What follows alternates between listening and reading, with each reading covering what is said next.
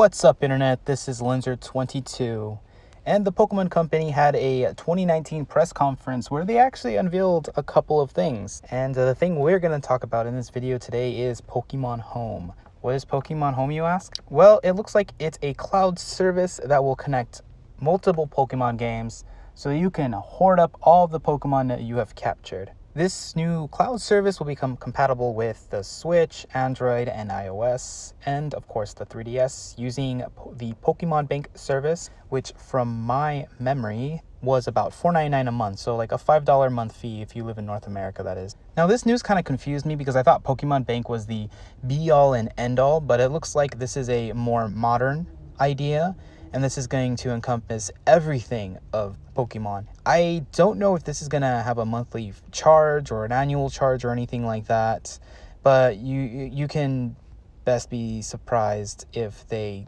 have it for free, because you don't really need to make Pokemon free. People will pay for just about anything Pokemon.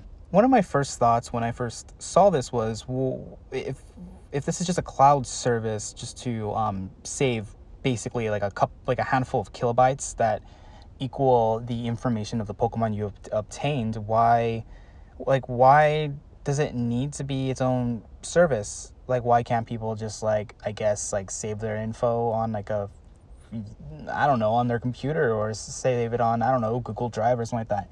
And it took me a while, but I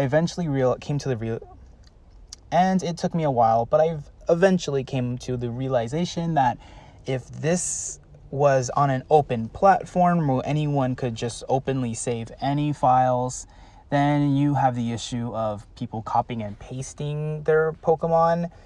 And if you remember back to the Gold and Silver days, or even Red, Blue, and Yellow, I believe, there was a concept where you can, well, not even concept, but a method to basically clone your Pokemon. So if you caught Lugia and you made a really strong Lugia, you can just clone like 6 different Lugias and then trade them to other people and catch them all that way, which is technically cheating.